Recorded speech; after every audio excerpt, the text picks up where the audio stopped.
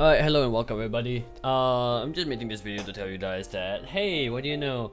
Conclusion of Civil War New Tech PTS, even though it's only been up for barely a week and a half around there. So here's the comments they have made. We're concluding our PTS session for the upcoming Civil War technology equipment update, and we'll be shutting down PTS today. We would like to give a big thank you to all the MechWarriors who have contributed feedback to new PTS, New Tech PTS subforum.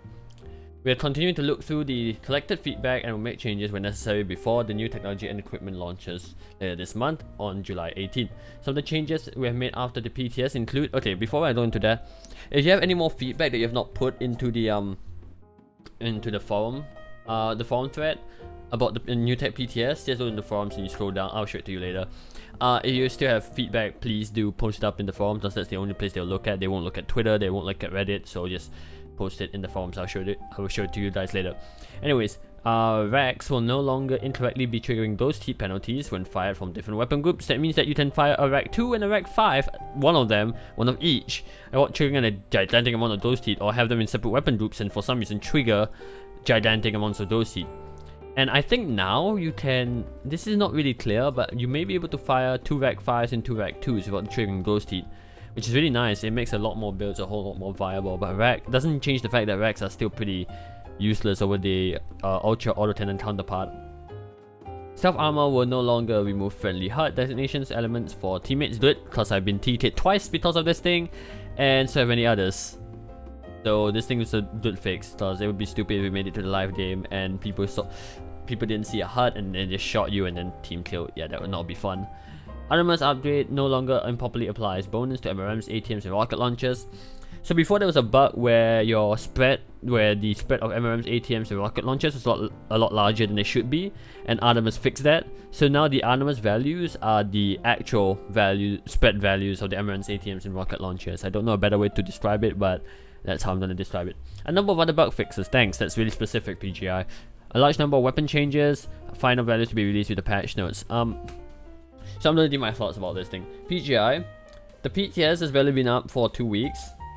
And you've only made one hotfix in the entire PTS. So I don't know why PGI decided it would be a good idea to take down the public test server, besides being extremely lazy and not willing to look at more and not willing to act on the feedback that we've given them. That's just me putting on my tinfoil hat, but yeah, a lot of this thing just screams that we don't want to put in effort into listening to the community, and we take down the PTS a lot sooner than expected. Also, a lot of these changes, okay, oh yeah, forgot to mention, MRMs will now track properly the targeting reticle. Means they work like lasers to a degree. So where you track is where it will hit, but it's projectile, not hit scan. So yeah, it'll be a lot more useful against lights, which is really nice. So they made a lot of major changes, like just looking at these notes here. They made a lot of major changes, but they take them to PTS, so we can't actually test if these changes are good or they are bad. So like, I don't understand, like, this doesn't make any sense at all. This whole shenanigan of taking on the PTS server after making a whole bunch of changes, and when the patch is still so far away, like it's another 13 days, from when I'm recording this, it's like another 13 days.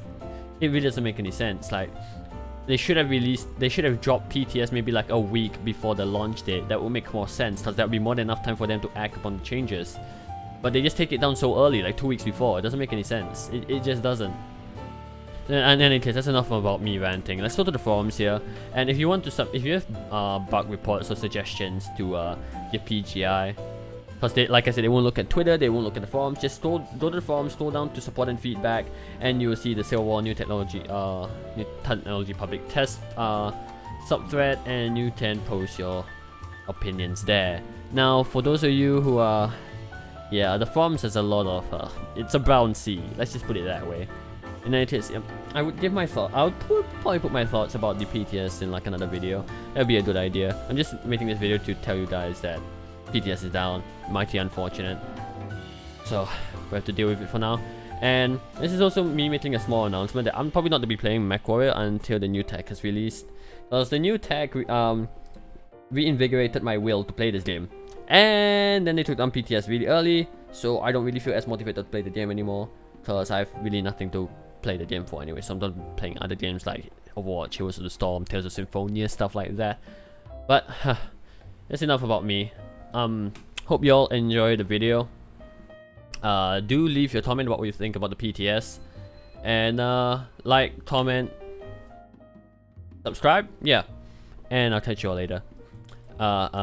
Passive aggressive rant. Yeah, I have played so many matches. I'm just gonna stop here as I passively aggressively boast. Moving on, bye.